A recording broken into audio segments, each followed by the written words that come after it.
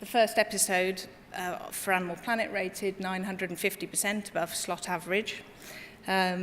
We sold it to over 160 countries, and it was translated into more than 45 different languages. So we were pretty sure that, obviously we were right. Meerkats are the most popular wildlife, it would seem. And there's some examples of the countries that it aired in, and some of the channels that took it. Quite surprising, I think, some of them when you look. And it became a cult phenomenon, and viewing figures of 3.75 million on BBC Two. It was their 10th highest rating wildlife programme between 2000 and 2007. Viewers age ranges from 3 to 93, and it brought an audience that weren't typical natural history audiences. There were families, teenagers, and even rock stars, as it turned out. Now, in the US, the appreciation took a strange turn. Vigils were held for characters that died. Poetic tributes were posted online, and countless fan groups appeared on Facebook and Twitter. Fans even paid for a new enclosure to be built at Staten Island Zoo with a brass plaque in tribute to Flower, who was the matriarch of the group that we featured. So, after 5 series of Meerkat Manor and a movie, what next? Well, the interesting thing is that the secret of our success was down to just one thing, and that one thing was that we could get very close to them. And, of course, being close to your subject matter is the basic rule for 3D. So we could see that it was going to be a logical next step to see if we could turn Meerkat Manor, or a version of it, into a 3D film. And in general, just to explain why that close-up thing is important, in general, natural history films are shot on very long lenses, so 300, 600mm lens is obviously a basic tool of the trade. And it's very difficult to film mammals in close-up. To get 3 inches from them is very difficult. You generally don't work with wide-angle lenses. But our meerkats, you could get very close to.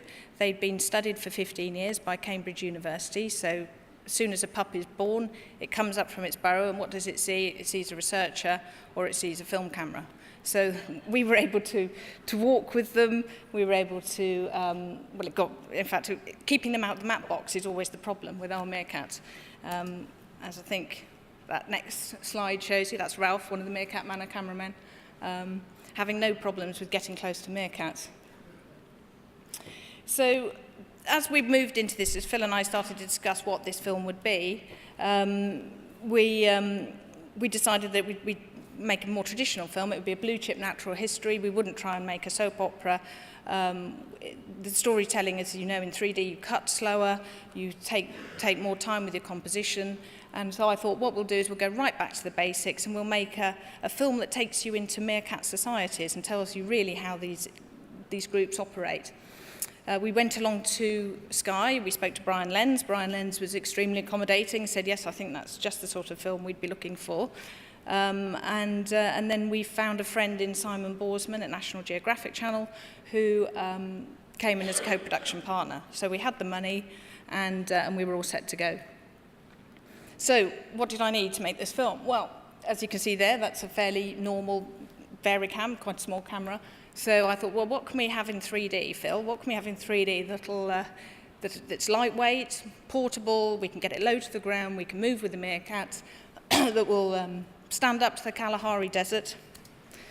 And Phil came up with this. So thank you, Phil. But actually, it was an awful lot better than the alternative that he'd been filming bugs on, which was that. So we were actually shooting on a PNS freestyle rig,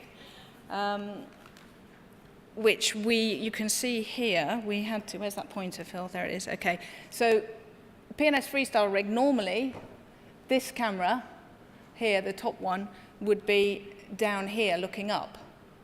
But lens height, with meerkats, obviously we had to get the lens as low as we could. Good point to tell you, by the way, meerkats are not cat size. that is a meerkat, a real one. So you could see that obviously lens height is a major issue. We need to get down nice and low. So the package then, incidentally, this slide depicts Robin the cinematographer and Ralston the stereographer and Jason the DIT testing out the rig for the first time at the Cotswold Wildlife Park, which was an interesting week, wasn't it?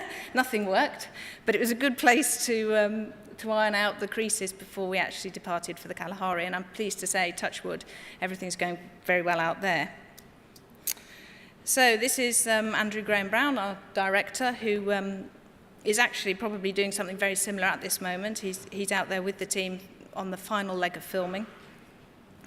And to reiterate really how this whole production pans out, we've got, as I've mentioned, this Andrew. It's commissioned by National Geographic and Sky. We're taking 70 days to shoot the film. It's a 1-hour film. 70 days is a pretty average shooting period for a natural history documentary. And the budget, because you'll probably be asking about that, is well under £1 million. We're shooting with SI 2K minis. And we're shooting on matched Canon 7 to 63 millimeter Super 16 lenses. We expect to have 50 hours material to edit at the end of this. We start editing in March, and we're recording onto a One Beyond with SI 3D software. Over to you, Phil. I think that encapsulates it. Well, we'd be back and forth again. So yeah, that was the, so now you see the team in the field. This is now the team in the field. And in comparison to a number of 3D documentaries that are being made, I think this is pretty blooming skinny. You've got one more person added to this, and that's the person taking the photograph, which is Jason. They do have some help, a local person who is literally helping them lift things over fences and move out of the backs of cars. But in general, this is a pretty skinny natural history doco crew. A lot of the sort of BBC stuff, okay, it's one person and a camera, living on their own in the middle of a hut for 3 months. But most other wildlife documentary, particularly if there's a presenter in there, has sort of 4 or 5 or 6 people. What do we got next? Well, I think what we got next is some footage. So hopefully that sort of backs up the theory that a little bit of negative parallax is a good thing. The other point that often gets said about 3D is that we did use a lot of wide lens on that stuff, but also we used quite a lot of zoom lens. And what is absolutely correct when people describe 3D shot with zoom lenses is that it can have the effect of flattening out the 3D. So you end up with a series of what feel like cardboard cutouts if you're not very careful. If, on the other hand, you've got what you're filming grouped together a bit, like the huddles of meerkats, and you've got a slightly high angle, it means that you can move the cameras apart further to get more 3D in, but your background isn't so far away from your closest object that you end up with too much 3D in the shot. And that's normally what happens with zoom lenses, is that particularly if you're shooting it at an angle where I can see a deep background, is that if I do pull the lenses out in order to get more 3D in the shot, by the time I've either converged the cameras when I'm shooting or moved them over in post to create my stereo window, I've got way too much background parallax and the whole process falls apart. But if, on the other hand, you have quite a close background, meerkats here, quite a close background, camera can be here, zoomed in, all of my 3D is contained within quite a short space. I can bring the cameras out further apart to increase the volume, to increase the roundness, and hopefully end up with nice, agreeable, rounded 3D shots. Kara's just now going to whip you through a couple of the other things that we've got out there. We were lucky to inherit a number of physical tools from the Meerkat Manor filming, which Kara had always used in storytelling for television, and she'll explain those now. Yeah, as I said, the budget wasn't massive for this, so we've tried to incorporate all the bits of kit from the Oxford Scientific Storeroom and various things that cameramen had built during the course of Meerkat Manor. Could we just put the slides back up, please? Thanks. So, so this is a nifty bit of kit that we thought probably wouldn't see the light of day again, but this was a semicircular track designed and built by cameraman John Waters, who thought it'd be quite fun to be able to track around a static meerkat. When I first brought this out at on-site, everybody looked at me as I was mad, and they said, "No, we'll never use that." And as it turns out, we've been getting some fantastic shots from it. It's just a very simple piece of wood on a very, very basic dolly. And it just gives us a very nice stable platform, and the meerkats, of course, are just totally oblivious to it. So we're getting some nice circular tracking shots from that. You mentioned motion parallax as a good depth cue. What? Motion Oh, that's a technical term. You do. you know about Motion that? parallax is a... She tries to pretend she doesn't know what motion parallax is, but I know she does.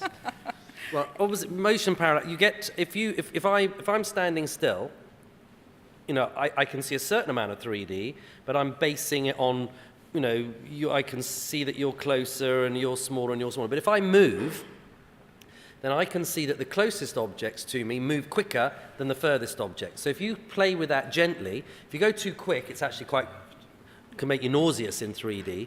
But on the other hand, if you do it gently, you just add to the feeling of 3D. So motion parallax, excellent 2D depth cue, because that allows us to see what's close and what's far. An excellent depth cue when used in 3D as well. Have we got just a few minutes to go? Are you Very short. Okay, yeah, we can whiz through these. Only 2 or 3 more so a couple more slides. Just one of the gimmicks of filming natural history you're probably familiar with. Actually, this isn't a wrangled bird. This isn't a trained bird. Again, using the Cambridge research study site where we work, we're very lucky in the other animals are habituated there. And this is a drongo, and we were getting a sequence. Drongos tend to steal food from meerkats. So here we're using one of the Cambridge researchers who's feeding mealworms to a drongo to get it to come in front of the camera. And it performed beautifully, and it came right into the middle of the frame, and it's in negative parallax, so it's a rather wonderful shot. We also flew out our, very, very cheap, really, cheap crane. It's an ABC crane. There were questions asked about whether it'd be sturdy enough to take a 3D rig.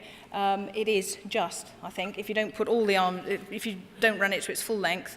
And again, we've been getting some really beautiful crane shots from that. That's the big dune. It's one of the big landmarks that we tend to use for our beauty shots and also for beers in the evening. There we go. There it is at the other end. You can see it working quite well there. Very portable. That's it. Yep. Yeah. Okay. Excellent.